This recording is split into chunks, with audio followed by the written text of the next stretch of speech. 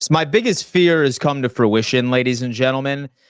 I knew going into this offseason that when it came into prioritizing players that needed a contract extension, I have been saying this. I'm like, Christian Benford, dude, we need to sign and extend Christian Benford before we ultimately end up getting priced out of what he potentially brings to the table. And today, we just ultimately ended up seeing that corner out of the Houston Texans, Derek Stingley Jr., has become the highest paid corner in the NFL. Oh, man. As of this morning, per Ian Rappaport, per Diana Rossini, the dude signed a 3-year, $90 million deal. All right. He is looking at a $30 million average annual salary. All right. Now, I'm looking at some of these other cornerbacks, Diana Rossini. Let's go ahead and put this out because she painted a perfect picture of what we are anticipating here.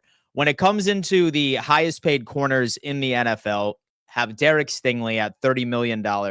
And J.C. Horn, prior to this Derek Stingley signing, was the highest paid corner in the NFL. And that was just a couple of weeks ago, folks, at $25 million. Then you see Jalen Ramsey, and then you see Patrick Surtain the second at about $24 million. We saw Jair Alexander, same thing with A.J. Terrell and Denzel Ward. All of these guys at one point in the league were the highest paid cornerbacks across the NFL. And when you ultimately end up looking at Christian Benford's market value, which I even think is a bit underpriced based off of what Spot Track is suggesting for this guy, I wanted to say it was closer to about $22 million, but let's see if it's updated. Has not been updated. With Christian Benford, we are looking at $22.3 million average annual salary, a 4-year deal at about $89 million spread across the entirety of said deal. So I can't help but say on this, since we decided to hold off on the Christian Benford contract extension, Benford's going to be costing, I would say, about $40 million next year. If we decided to bring him back in the first place, if he has a fully healthy season. I know a lot of people have been hyper-focusing on his concussion history that happened within a 2-week period in the playoffs last year by itself. But, guys, the more and more that I look at this, he's going to be in the range of about 30 to 35, dare I say 40. Because remember, Sauce Gardner has still not signed his overall contract extension yet. And you know the New York Jets are about to pay that man close to about 40. And I think that as NFL fans, we have all been able to accept this, that it's not necessarily who is the best corner in the NFL, but it is who is the next corner in the NFL to get paid. That is likely where we're at. Because let's be honest with ourselves here, right? When it comes into advanced analytics and advanced data, I'm not sure about you, but Benford's been playing a hell of a lot better than J.C. Horn. Guess what? Like, dude's getting paid $25 million. I think that Christian Benford has been a better corner than Jalen Ramsey for the past couple of years. Guess what? He's making $24 million a year. PS2 is at $24 million a year, and Christian Benford was second to PS2 in preventing separation DVOA. So when I'm looking at this overall path of where Christian Benford's contract may be looking or what it might be looking at, he's going to be getting paid close to like $38 million per year if we elect to wait until next year. And even if we decide to pull off some extension for Christian Benford during training camp by itself, it's probably going to be around Derek Stingley numbers right here, where we probably should have pulled the trigger a bit earlier, and we could have walked away with getting them at about $23 million. Now, granted, I'm not trying to sound the alarm bells here because I think that Buffalo ultimately will end up getting it done, right? I think that we will. I'm not so much concerned about will Christian Benford be a Buffalo Bill long term. I think that he will be, but I think that we missed out on a giant opportunity of prioritizing him to get said extension, right? Because here's the deal. And so I feel like some people might not like this. Some people might love it. But I think Christian Benford is a lot more important to this team than Bernard. I think he's a lot more important to this team than Khalil Shakir. I think he's a lot more important to this team than Gregory Rousseau. Hence why I was just like, okay, just get Christian Benford done before we ultimately end up getting priced out of this young man's contract. And here we are, man. Listen, the first domino to fall, or second domino to fall, especially if we are considering the JC contract that happened just a couple of weeks ago. I feel like we'll be completely fine, but I don't know. Why do I feel like this front office has spent enough money right now to where we're going to have to wait out and see? I disagree a bit. I feel like all the position groups fall in line with how good they are. A quarterback is the anomaly. Horn got overpaid because the Panthers have a salary minimum to meet per league rules, in my opinion. Well, I'll tell you what, Jesse, I sincerely hope that that is the case. I can tell you this. Yes, I think the Panthers overpaid J.C. Horn, but I think it's also going to play a fact into like what Benford's agent wants, right? I really like Christian Benford. I think that he is a top 3 corner in this league. And if people aren't believing me, I promise you by this time next year, you're going to be like, damn, you were right. Because he's one of those dudes. But I really wish that I would have got it done. I really wish that we would have got it done a bit earlier. Sarah is coming in. Concussions can heal as long as you give them time it requires, which I don't think happened given Benford's neuro symptoms in the AFC Championship game. But I'm sure the Bills want to see him last through a season before with the bags, baby. I like that. So how does this affect Cook now that the CB market reset? Listen. Oh, man, dude. With Christian Benford and with all of these cornerback contracts like hitting the roof right now with J.C. Horn, Derek Stingley, etc., I have a feeling that James Cook getting anywhere near $15 million is completely out of the equation. Completely out of the equation. Because then you have to look at some of the other pending free agents that we have next year, folks. And it's not nearly as many as we would have had or as we had this year. But we do have a couple of pieces on the offensive line that are probably due contract extensions as well. Technically, Connor McGovern was due for a potential contract extension this offseason. Technically, right? He's going to be a pending free agent. So what do we want to do with our starting center? Somebody who I thought really played well for the Buffalo Bills. Same thing with David Edwards, although he probably wouldn't be like too expensive. And we could very easily go on ahead and draft his replacement this year, if you will. But I don't know. I feel like Christian Benford still to this day is my number one priority in being able to lock down for the future. Benford is slow and doesn't guard the number 1. He is second best corner in the NFL when it comes to preventing separation, DVOA. He is a fantastic corner, and since the Buffalo Bills run a lot of zone, speedy corner really isn't that necessary. Give me that sticky coverage. There will be no Christian Benford slander allowed in here, baby. Benford signing or not, still have to address CB in free agency and draft. I think we're done in free agency, unfortunately. And as many of you know, I have a lot of CB2s I'm very, very high on coming into the draft. We will see. You think they trade James Cook? No, I think that we just make him play on his final year of his deal. Can we franchise tag Benford and or Cook? We could franchise tag, but like this team hasn't franchise tagged a player in I don't know how long. In fact, I'm kind of curious to see how long it's been since the Buffalo Bills have franchise tagged a player. It's been a while. It's not something Brandon Beane does. Last time Buffalo Bills used franchise tag. Let me see. Wow. Folks, the Sean McDermott and Brandon Beane era has never used a franchise tag ever. Last time the Bills have franchise tagged anybody was in 2016, and that was on left tackle Cordy Glenn. Holy hell. Holy hell, man. Who remembers that blast from the past, baby? Bills resign Benford. I'm speaking it into existence. He's going to play regardless. My concern is just that like we get sort of outpriced or priced out, essentially. What's up, Dan? Hope all is well as always. Why are people pushing Diggs' return? He's just doing it for clicks. I'd be shocked if Beane brought him back. More importantly, did Asante Samuel Jr. price just go up? No, I do not believe that that's the case. It sounds like Asante Samuel Jr.'s injury is a hell of a lot more significant than people thought.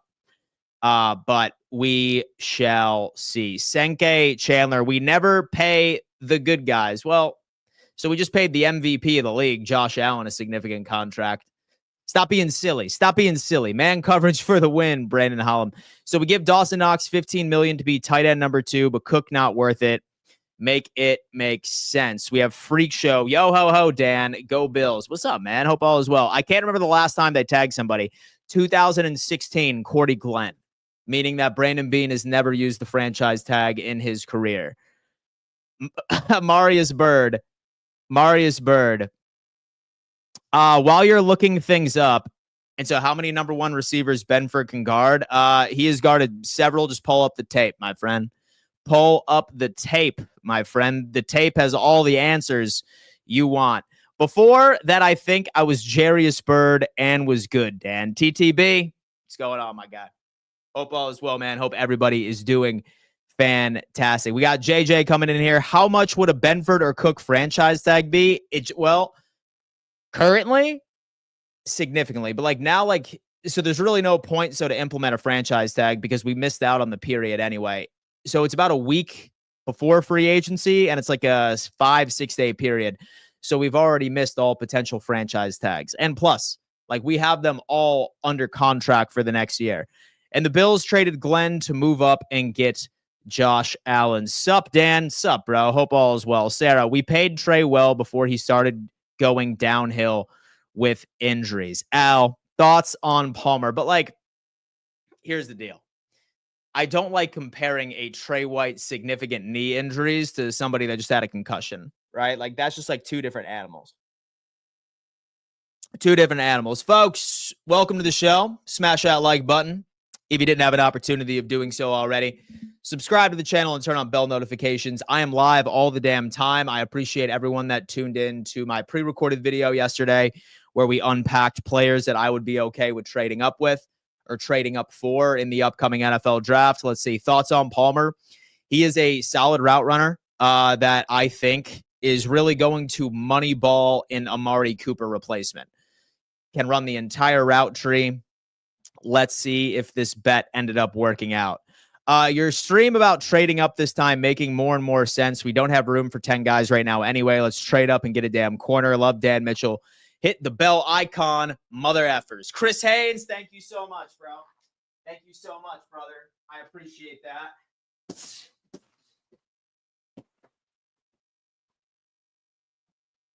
You got me hyped, bro. And so you got me hyped, man. Thank you so much. Spidey Munn is coming into the chat. Can someone explain what a franchise tag means?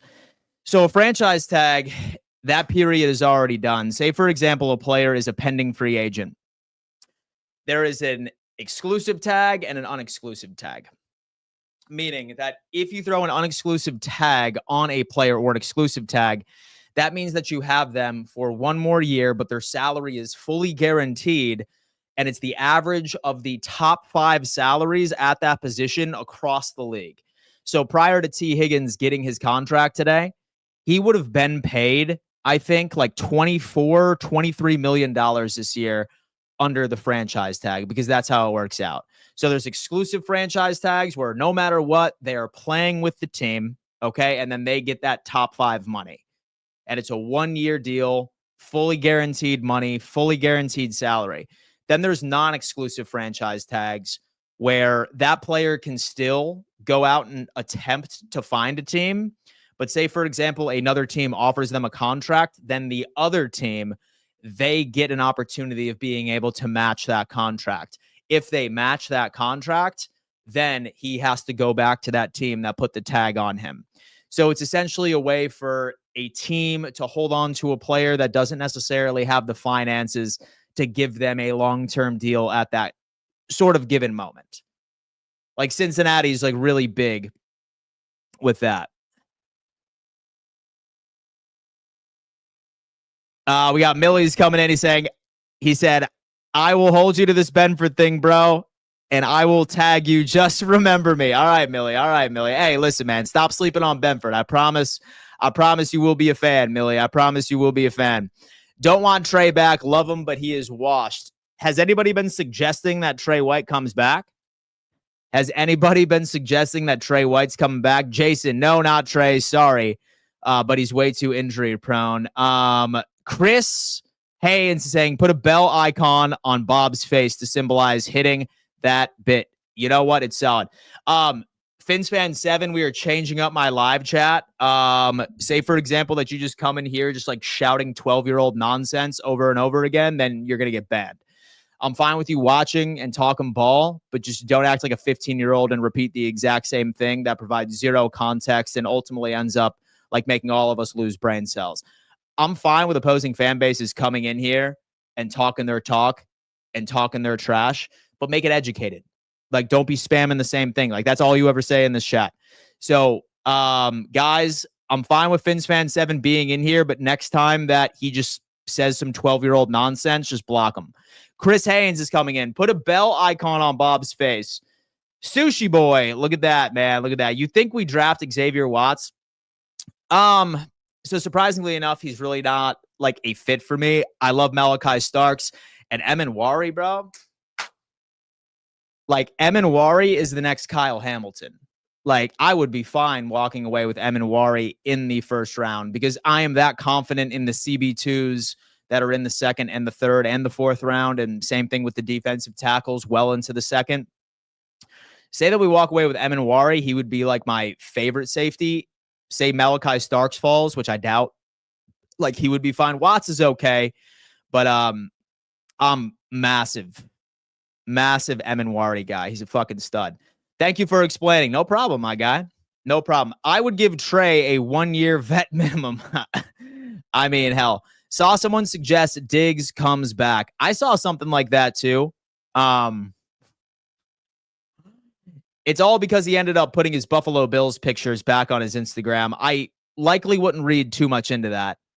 I don't think that Buffalo would be too keen on bringing him back unless, of course, like he agreed to a 1-year veteran minimum sort of deal, like with incentives only, like on top of that. Because, like, from what I understand, he caused a lot of problems in the locker room, like a lot of problems in the locker room. So I would be shocked if that does happen. I definitely wouldn't want Diggs back, and he was my second favorite player until all of the drama. I feel like vast majority of Bills Mafia agrees as well. Bernard legit got hurt every year we pay him. How do you feel trading both of our second-round picks for first rounds? We need difference makers.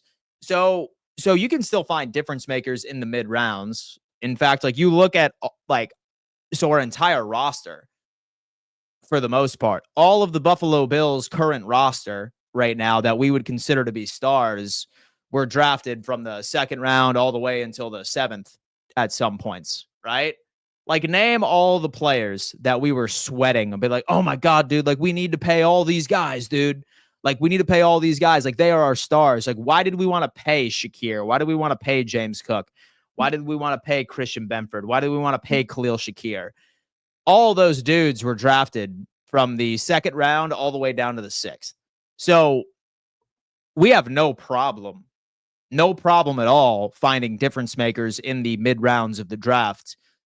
If anything, we've been having problems finding a difference maker in the first round, right?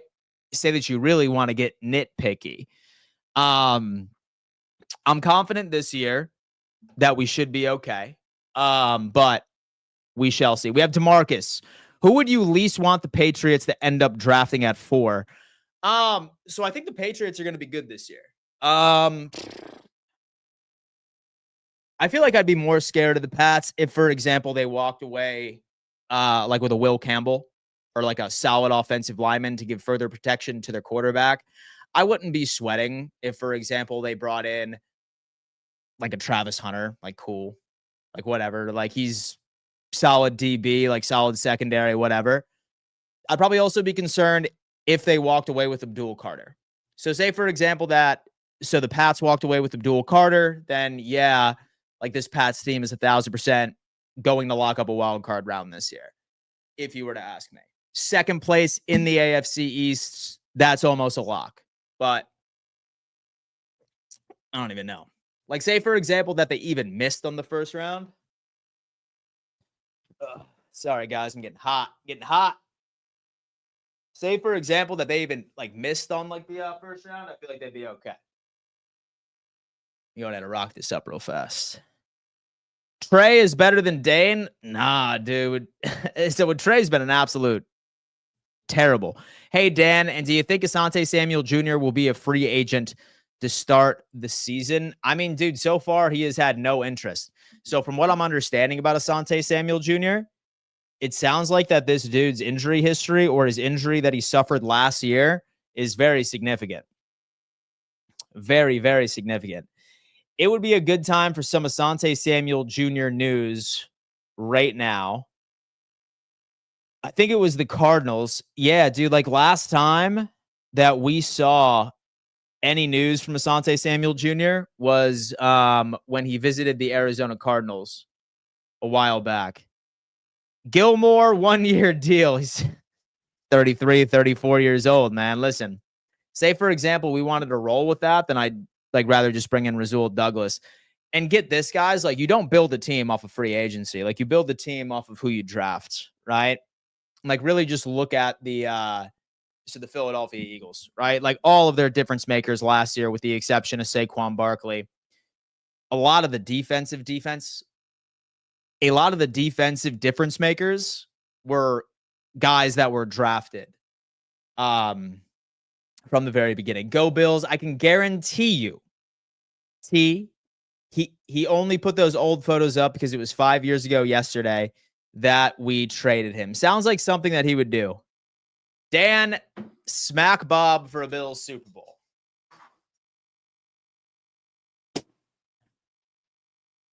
Oh, all right, bro. I got you, man. Y'all love a good Bob slap, don't you, man? Hey. What's up, man? How you doing? Donnie Foster. Dumb, best corner they have. They don't extend him. Beane sucks. Dude, Donnie hates the Buffalo Bills. Donnie just hates this team, bro. Let's call a spade a spade. Gronk ruined Trey White. What an absolute punk. Was that, or like he ultimately ended up like ruining his career with that ACL tear. Trey and Poyer were both at the bottom of their respective positions after leaving Buffalo. It just goes to show you how good our coaching staff is in developing DBs and allowing them to play within the system. I really hope we do keep Rasul Douglas. Jason wants a return of Rasul. Diggs can come back for $100,000. Build a team with the draft, and we know Beane can't draft for shit. Don't agree, Donnie. Don't agree, Donnie. Donnie, be happy. For the love of God. Donnie, be happy, Donnie. All right, listen, I need positivity in my life right now. Donnie, smile for me. Smile for me. Find a mirror and smile in it. Please. Damn. Gilmore, far better than Douglas, and not going to go with a rookie or a CB2. Is far better than Douglas and not going to go with a rookie at CB2. I kind of like a rookie at CB2, to be completely honest with you. I kind of like a rookie there. I was only thinking Gilmore for 1-year deal if we pick up a cornerback in the draft. Michael Williams, what's good? Dan A, man, I'm chilling. Nathan, no, we are not. We are not. So we're just going to pretend that the underutilization of guys like Puna and Settle was Beane's fault. Come on. Can't put all of our defensive line issues solely on Brandon Beane. Beane builds the roster, and coaching ends up implementing what makes sense. Dan, I personally think the reason why they didn't extend his contract already is because he just recently had a couple back-to-back head injuries. So they just going to negotiate with him. Could be. And listen, it's not completely out of the equation. It's not completely out of the realm of possibility that we still get it done, right? An extension could still be done all the way from now, all the way until training camp. That's how it works. JJ, I really love Ohio State edge Jack Sawyer and JT. He is a solid prospect, a third-round guy, a second-round guy that could be a difference maker. I named my dog Stefan Diggs, and I still hope he doesn't come back. Oh, wow, he ran away. Glenn is saying, when was the last year the Bills drafted an outstanding player? We have Christian Benford, who was found in the 5th round. You had Khalil Shakir, wide receiver number 1, who's drafted in the 3rd round. I think James Cook is absolutely outstanding. He was in the 2nd round. I also think that, like, who else are we thinking about? Like, Love Bernard as well. He's in the 3rd round by itself. Like, dude, like, basically all of our stars, Glenn, like, all of our stars were drafted right in between the 2nd and the 5th round by itself. Bill is coming in saying, will Cook be okay mentally if he doesn't get a contract when the season begins? Thanks, Dan. Bill, love that, man. And so I love when guys like ask a question and then like stop it with thanks, Dan. It sort of reminds me of like a radio call. It's like, hey, man, what's going on? Like, what do you think about this? I will hang up and listen. All right. Yes, I think that he's going to play because number one, his contract this year, he's due $4 million, but it's a salary, right? It's no signing bonus. He needs the play in order to earn that full $4 million. He hasn't had a contract already that he could fall back on as far as money is concerned, in my opinion. He's young. He's still 25, 26 years old, right?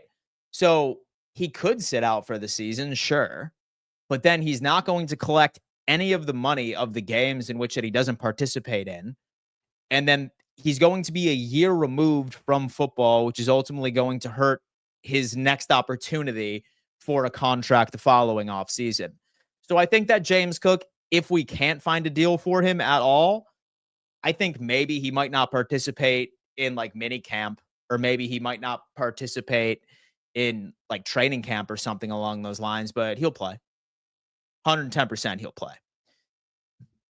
That's what I'm thinking. Because then like what he's going to do is like he's just going to hurt his value for next offseason. And he's not going to be able to earn any money unless he suits up and plays.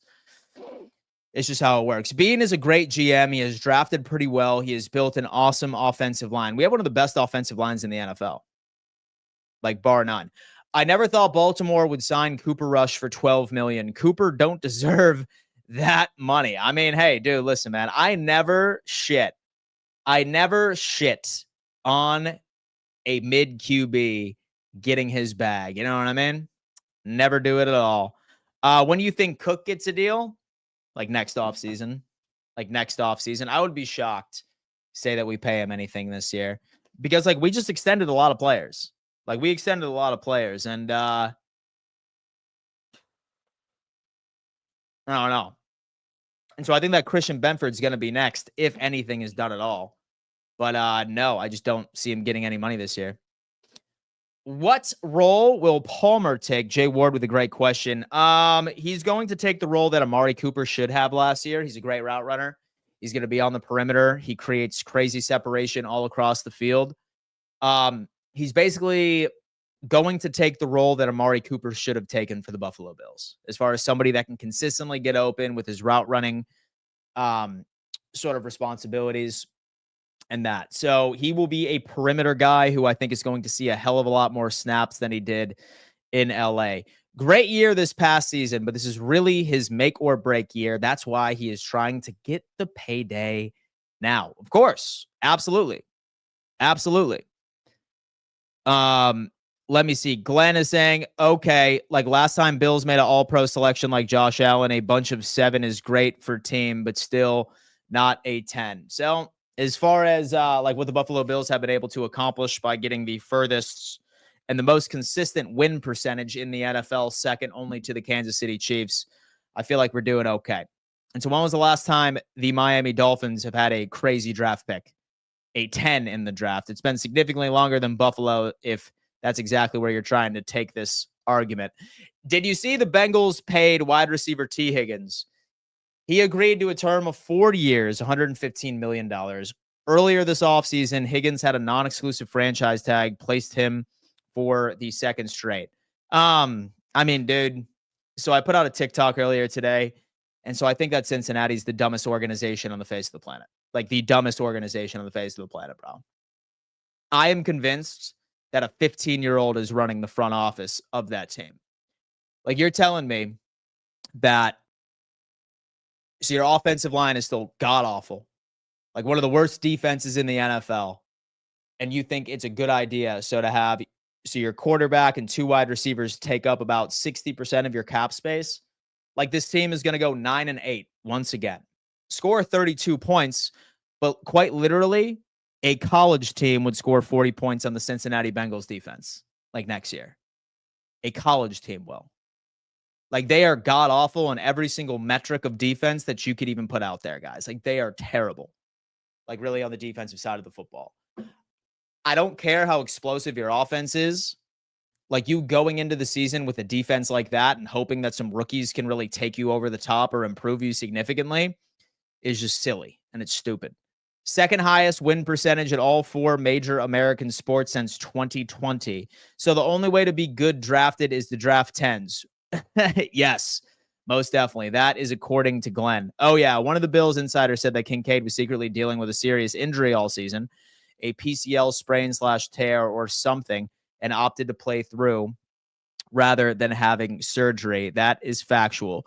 Bills could win Super Bowl, and Glenn would say, why didn't they do it sooner? Absolutely, man. Listen, bro, he is an elite hater, bro. Like, he is a D1 hater. And you know what? I can't hate on a D1 hater, bro. You know what? Like, he's committed. He's committed. Like, Glenn always finds a way to, like, downplay the Buffalo Bills' success. It's crazy. It's crazy to me. And he always will. He always will. If we win the Super Bowl next year, he's going to be like, oh, well, call me when you win 2. All right? And then once we win 2, it's going to be like, call me when you actually, like, match the New England Patriots. All right? And then say that we match the New England Patriots in ranks. It's not going to happen. But he would be like, oh, what's stopping you from being the best franchise in NFL history? Right? And then once we do that, then you'll be like, oh, was all a fluke. Listen, man. Listen, dude. Haters going to hate, you know? Bengals are playing Madden. They are 12. It's basically it. Okay. I am going to make this clear with Stefan Diggs was an amazing player for us, but I don't think if we would want to risk a crybaby and a bad guy in the locker room, and I think Josh would like his wide receiver core right now, I don't think that he's coming back. I don't think that. Why aren't/didn't the Bills pursue Hendrickson? It wasn't even about Hendrickson, man. It was just the fact that the Cincinnati Bengals, so we're asking way too much from what it sounded like. It sounds like that. I think what they were asking for was close to like 2 first-round picks, like something absurd, and no team was going to take it. You're telling me that you wouldn't take Allen over Higgins and Chase. We basically don't have a defense now when we play the Chiefs, so at least Allen would be armed to the T. So we still have a really good defense, a solid defense that needs to be retooled when it comes into that. So, like, we're good. And trust me, bro. All right, listen, like, we can be mad about the Buffalo Bills defense, but even if you want to come out and say this, Bills were still like top 10 in points allowed per game. Points allowed. I promise you, I promise you that the grass is not always greener on the other side. Cincinnati's defense was significantly worse. Like, where the Bills were like ranked like whatever, like top 10 in points allowed. Like, we were talking about a Cincinnati Bengals defense that was like 28th, like 29th. Like, they were truly bad. At least the Buffalo Bills were able to take away the football last year. Like, Cincinnati, like, didn't have anything. Like, Cincinnati had the #1 edge rusher in the NFL for sacks at 17.5 sacks, but they were ranked 27th in the league for sack percentage. 27th in the league for sack percentage. I mean, what does that tell you? Like, dude, come on, man. James is going to be like his brother, sit out and then suck after a team does ultimately sign him. Cook will get a 4-year, $56 million deal, and Benford will get 4-year, $104.5. Wow, dude, we got a future guy in here. No, and that is not what I am saying. I was just asking when the last time they drafted an all-pro, and so you got your panties in bumpches.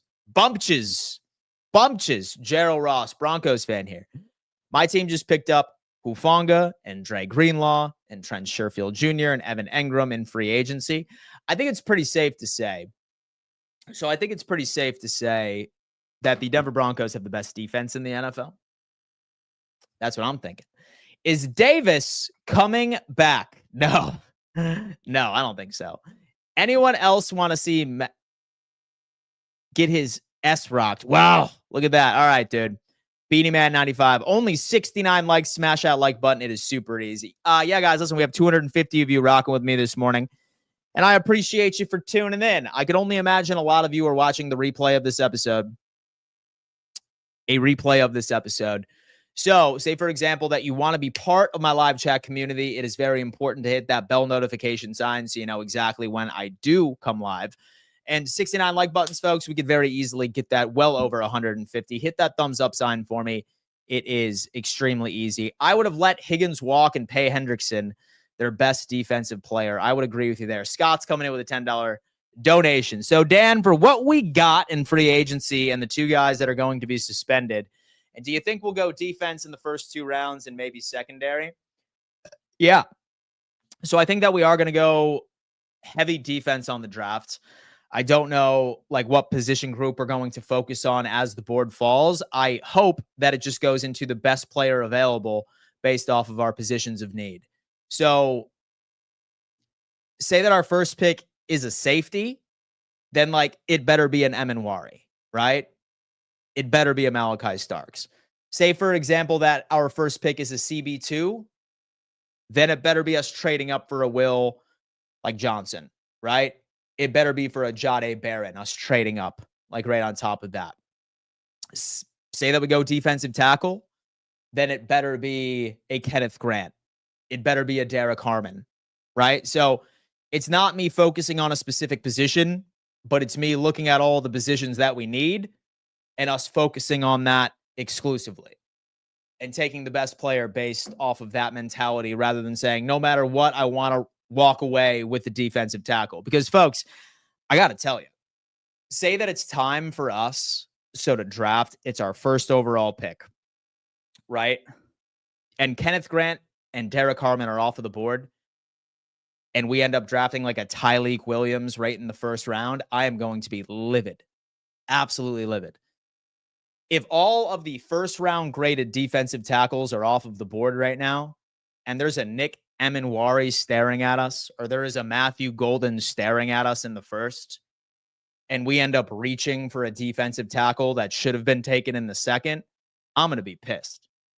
That's not how I want this team to draft this year. But we'll see.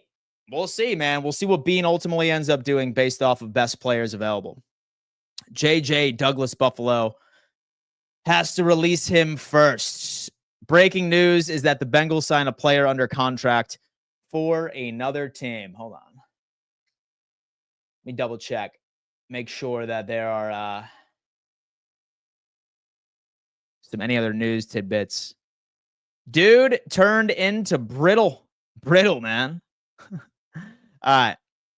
And so I've watched a lot of the draft predictions. Matthew Golden has fallen to us at pick 30 on several of them. Would you grab him? Yeah, absolutely. Absolutely, man. He is a game-changing piece. So is Ty moving up and taking Davis's spot? And so I feel like I read that they signed another running back, or maybe he would already be on the team. It's hard to say, right? So I do think that Ty Johnson is still very much a third down back in RB3 for us. And I think that Ray Davis did a great job with the limited snaps that he had last year. I don't think Ray Davis is going anywhere. Don't think he's going anywhere. Why did the 49ers release Leonard Floyd? He was second in sacks. I always liked him, especially on the Buffalo Bills. So the 49ers are in a very interesting position because they have a bunch of very old guys on the roster and a lot of bad contracts. So they had to clean house, especially since now there's a lot of rumors that they're trying to extend Brock Purdy. And if they want to do that, they can't keep all of these players that made them so good. So we'll see if Brock Purdy can really make that elevation of a roster. So it's really a financial thing. But who's going to want to trade for Cook knowing he's demanding $15 a year? He's just going to have to play his final year and go wherever he wants afterwards. Stefan, come back, man. Hey, man, listen, there is a small piece of Bills Mafia that I believe still wants Stefan Diggs back, but about 90% of us are we're good. And Scott, by the way, I really appreciate that super chat, man. You are the man. Thank you so much. I love all your generosity and continued support over here. Wait, where did Ray Davis go? He didn't go anywhere. Yeah, he didn't go anywhere. So I can already see it. Breaking news, Bills or the Bengals signed James Cook to a 7-year, $140 million contract in 2026 free agency as the Bengals defense struggles. People didn't understand what I said the first time. Oh, my God. Benford should have been the first player extended. It's tough, man. It's tough. Buffalo doesn't need Diggs. An ACL injury, never play like they did. Wave goodbye to his career. Angel comes in with a great sense of feedback here. No Diggs. Can you dig it? Sucka. Wow. Chuck pulled no punches there, folks. I'm actually excited about Joey Bosa. Dude, listen, he has a high ceiling, a very, very high ceiling, right? Like when he's healthy, he's productive as hell. He's still 29 years old. But a big if is if he can stay healthy. Like that's the thing. I don't know. That's my thought. I think Davis will replace Cook if we can somehow get a second-round pick for him. Jason, hi, Dan. Love what you do. My main source of Bills-related information. Jason, I sincerely appreciate that, man. Thank you so much, dude. We have had a crazy growth in the subscriber count and live viewers, which is insane. Like 480 of you in total are watching, which is insane. 197 on X, 270 on YouTube. I really look at this daily streaming thing as me just hopping online and talking football with my friends.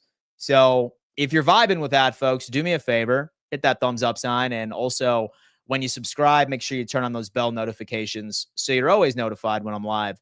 We need team players, not divas. No thanks on Stefan Diggs. I don't see a world where he comes back.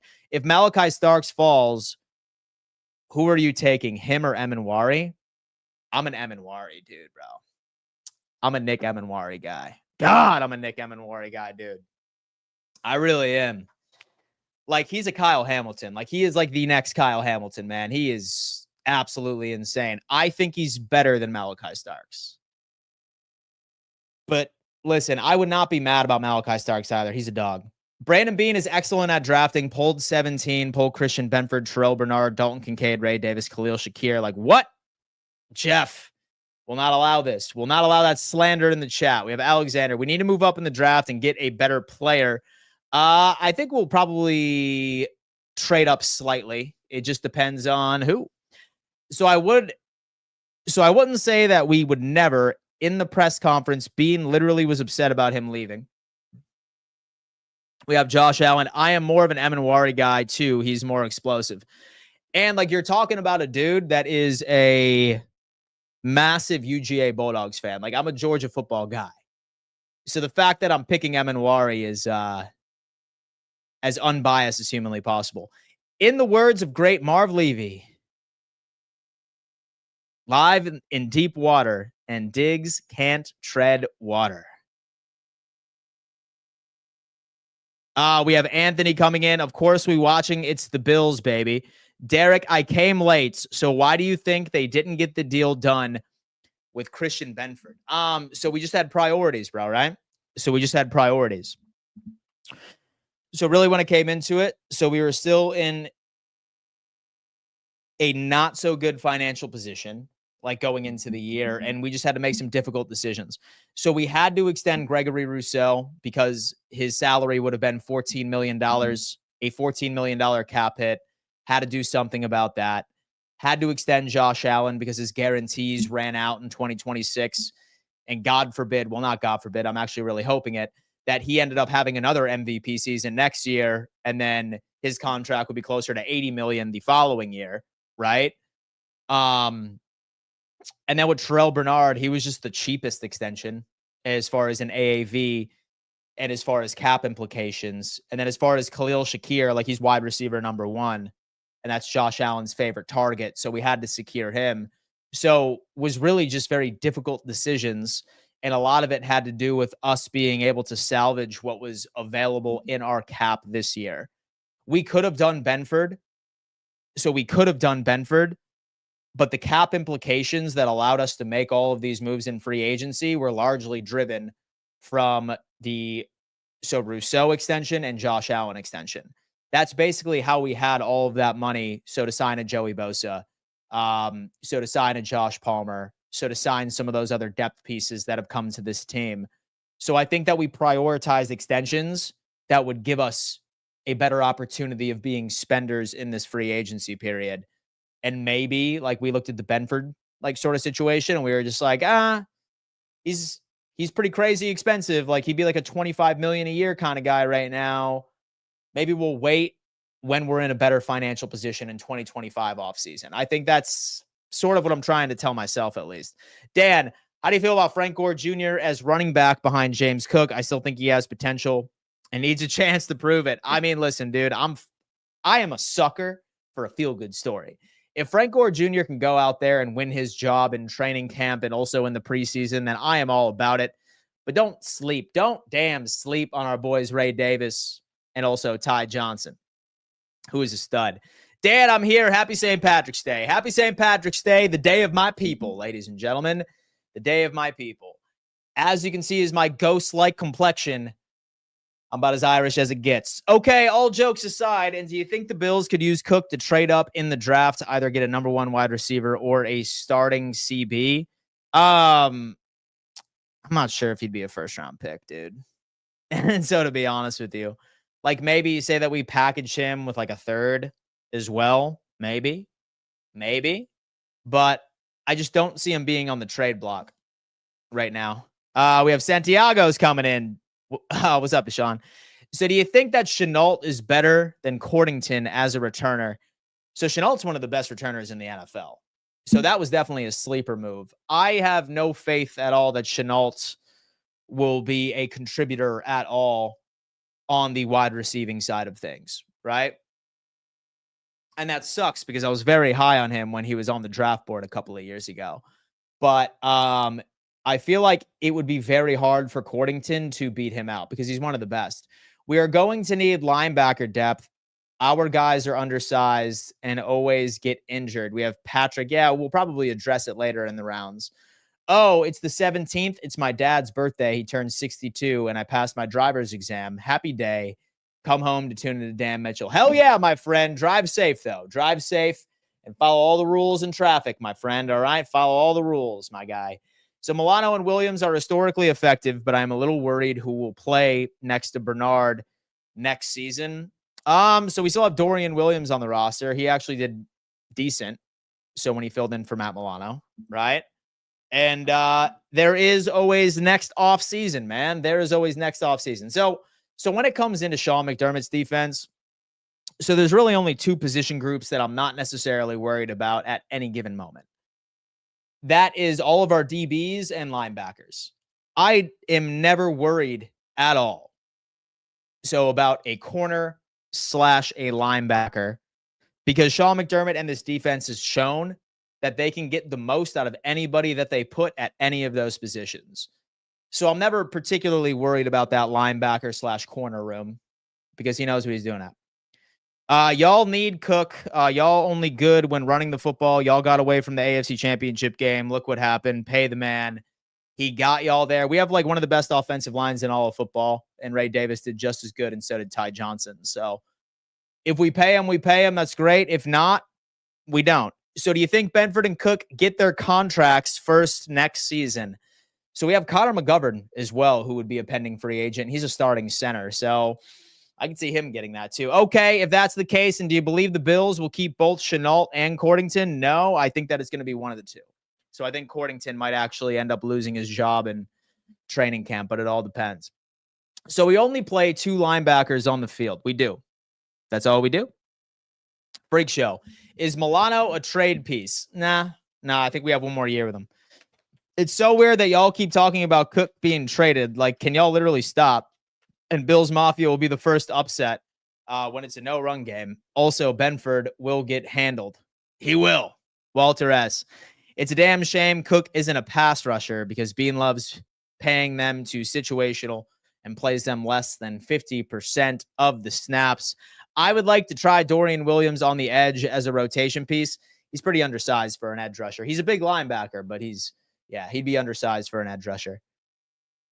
Worry about your own backyard. We have the MVP, sour grapes. We have Josh Allen MVP. Cook is a lot more important than before, in my opinion. Benford is a lot more important. Me too. Make Josh. All right, dude, listen, man. So I know that you have fun over on the Roundtable Sports channel, but like talk ball and like don't act like a 15-year-old in the chat. All right, bro? So I am completely changing what I allow right on my live chat. So like just stop trolling just to troll.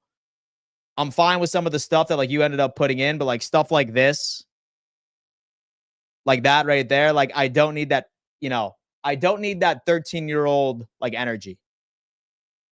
I'm fine with you rocking with me, but just chill. / you'll be blocked.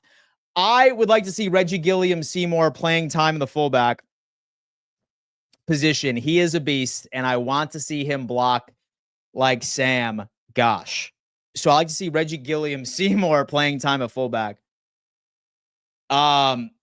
Stop trolling. We are all adults. I wouldn't say that. Not all of us. It's as a 16-year-old, and so I'm kind of offended. I try to keep it smart. You do keep it smart, Lamb. That's why you're allowed in here, man. Thank you so much. Thank you so much, man. Listen, you are way more mature than Jets Forever. He thinks that Zach Wilson still has a shot at being a QB in this league. Did we sign Miller yet? No, not at all. John Mitchell. I would like to see Reggie Gilliam-Seymour playing time block like Sam Gash. We have Josh Allen MVP.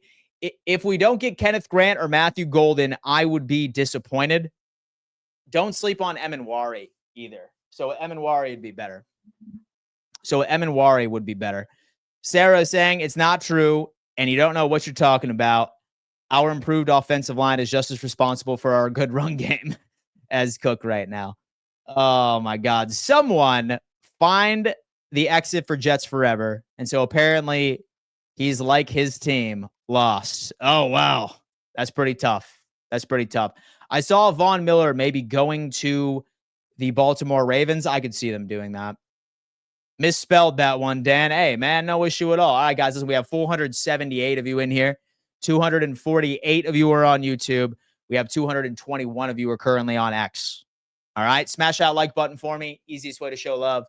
And turn on those bell notifications if you haven't had an opportunity of doing that already. All right, because I want to make sure that this live chat community grows as much as humanly possible. Hey, hot take, Dan. Cole Bishop has a great year. I mean, listen, never sleep on the second-year jump for a lot of players within Bills Mafia. We can never get it done. I like that. We have Von Miller is going to the Cowboys. I mean, that would be a Jerry Jones move. Dorian Williams is a tackling machine. He is. I wish he was a bit better in coverage, but we'll see. Lamb coming on in, and he's saying, being honest, I think Walter Nolan falls to the Bills, and they draft him because not many teams will use a high pick on a defensive tackle, and not many need one that bad. So Nolan's intriguing to me, but like he's a bit too athletic for what I'm looking for. Like what I want is like some big fridge right in the middle of my damn defensive line. Hence why I'm a hell of a lot more excited about a Kenneth Grant / a Derek Harmon. Like whoever gets Walter Nolan is going to get a dog, but I just don't think we need him from a scheme set like for the Bills. I wouldn't be pissed off, but that's what we're looking for. 5, I watched your video yesterday for trade up targets. No Will Johnson and your opinion on him. Bonus, his uncle lives in Buffalo. Palumbo 06. First off, man, I really appreciate the super chat. It certainly goes a long way. Thank you for tuning in, and I'm glad you enjoyed the video. So I didn't include Will Johnson because I feel like he's going to be taken in the top 10, right?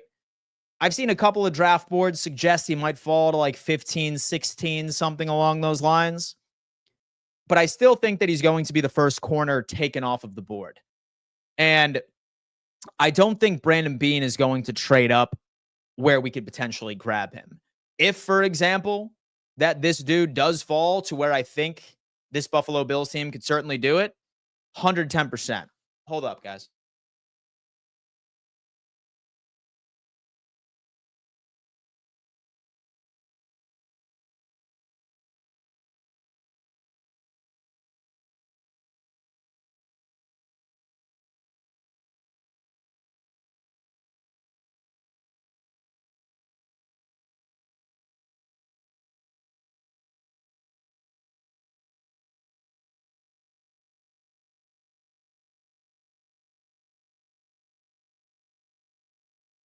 Sorry about that, folks. I am back. But yeah, man, most definitely. I loved Will Johnson, but I just didn't necessarily see him falling to us. That was the problem. But say, for example, that he falls at like 15 or 20 or 21, 22. Damn right. I would be fine to trade up for him too. He's a dog. Dolphins got somebody. Who did the Dolphins get? Hold on. Let's see. And the Dolphins agree to a 1-year deal with CB Artie Burns. Who the hell is that? Who the hell is Artie Burns, my friend? What is that? Yeah, I'm probably not being very fair to Cook, but I'm still annoyed at his missed blocks in the AFC Championship game. But Jets Forever was right about one thing. We probably should have ran more in that game because it was working. Trade up to 20 and get Jahdae Barron. I would love Jahdae Barron too. He's an absolute stud. But say, for example, that we can't get. Say, for example, we can't get that Jahdae Barron situation. Love Maxwell Hairston. Love Benjamin Morrison out of Notre Dame. Love Darian Porter out of Iowa State. And then there's somebody else who I'm missing. And then Siobhan Rebel, who I really like Siobhan Rebel potentially. We are probably going to take D-line in the first round. So it just all depends on where it falls. James Cook will be considered a top 5 running back this year, and we can't sleep on him. Pay the man. I mean, hey, man, it's that. But, like, here's the deal. So I think that Benford's a hell of a lot more important to this team than James Cook. That's me. That's me. I really feel that Benford is a hell of a lot more important. If we can get both of them signed, I am a happy guy. But say, for example, that so it were to come down to, okay, like you need to pay James Cook or Christian Benford, and one of them's going to walk, I would pick Christian Benford every single time. I hope the Bills extend Benford before the Chiefs extend McDuffie. You know it's coming. Benford is important, but how much do you pay a guy you can't trust to be on the field when you need him the most? Had him for just a few plays, like the 2 KC, so the playoff games, and he also misses a couple of regular season games a year. His injury history is just unlucky. So, like, really, if anything, it's just bad timing for him. I don't know. And so the concussion thing was sort of a different story. Huge. Let me see what else we got.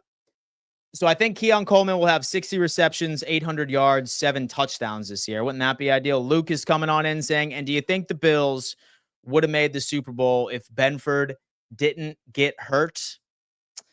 I feel like we'd have a better shot. So I think that Dak will be on a decline this upcoming season. Dak, oh no, not Dak Prescott, baby. Come on, come on. All right. And so I would have agreed before the concussions. So they have me a bit worried, but I still think that he can be a top 5, top 10 corner. I'd say like top 3.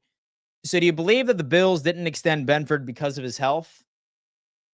I don't really think his injury history is as bad, right? So I feel like Bills Mafia puts a hell of a lot of importance on his quote unquote history of injuries than the actual organization does. His injuries are just very terribly timed, right? And 0 knee injuries, right? It's just like stuff like here and there. Like, so he's had hand injuries before, which is a giant trend this year. And I think that goes to show you like sort of with our training staff, etc. And concussions is sort of hard to prevent, right? It's just a gamble. Benford had 0 impact. So against the Chiefs, and Cook has been arguably the best player not named Allen against the Chiefs the last 2 years. So, okay. So if Benford was out for like 3.5 quarters, so he was injured.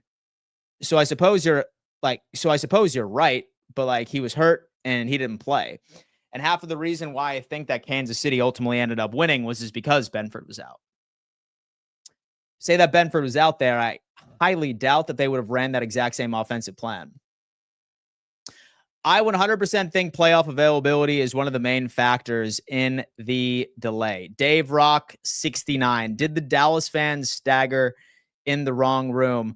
No. Listen, man. Lamb is my boy. He is allowed in here, man. He is allowed in here. Is Stefan Diggs back? He is not back. No. Like, not unless something just happened. Yeah, not unless something just happened, man. We'll see. If Mr. Beane kept Hamlin, why not Benford? Because Hamlin was a hell of a lot cheaper than what Benford's going to be. I think we should jump up in the drive to get a cornerback 1 and in the second or the third round a receiver. Your thoughts? A CB2 is what I'm looking for. We have Taylor Rapp is such an important piece of this defense. Yep. Hamlin got under $3 million. Cindy is saying his last concussion was horrible. It looked like he was out when he was taken to the locker room. And so you can also say the exact same thing about Milano. Yeah. Yeah. He is definitely somebody that's a bit more of an injury concern. So my only thing with Benford is how many big games has he had in any big games, playoffs included? He's been hurt like during it, man, right? Here's the deal. Let me see.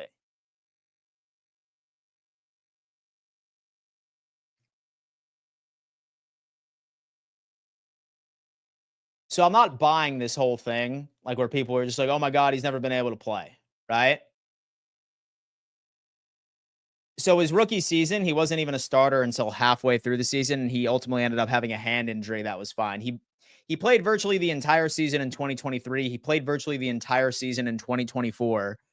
And then he ultimately ended up getting hurt in the playoffs, like by itself. So like his injury history, like really is not much of a history. Like it's just like very ill-timed, like one of the two. So I'm not so much as concerned about his injury history as I would be, for example, like for example, like we wanted to be concerned about anybody's injury history. I feel like we should be more concerned about Terrell Bernard's injury history than really with anybody else. And so how about Taron Johnson as safety? I do not want to take him away from the slot corner role. Yeah. So, but I know we are TBH. And so you kind of know Beane by this point. We do. So I think the Bills know more about Benford's injury history than the fans. Absolutely. So I kind of want Stefan Diggs back so I can wear my jersey again. And Rasul Douglas is still under contract. He is not. He's a pending free agent. He's still yet to be picked up, though. And all right, so we can talk about Taron Johnson for a second. That man is injury prone. JJ Douglas, no need to move anyone to safety yet. And so I think Derek Forrest wins out the position in training camp. That or we end up getting an absolute dog. I think Benford is so good. He's solid, dude. He's a really, really good corner. And so I think Joey Bosa has a career year. And so one of the few Bills fans optimistic about the Bosa pickup? So am I. Have to be. But all right, guys. I'm going to run. I will see you guys here in about 2 hours. Excuse me. Pollen's been kicking my ass down here. I am going to run. I will be live on 4th and Forever. That is our NFL daily news show over on the Roundtable Sports Network.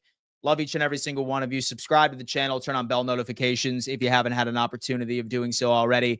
I will be live later this afternoon for yet another topic. I'm still debating on what I'm going to do. I might do some prospects that I think the Bills should target at the CB2 position.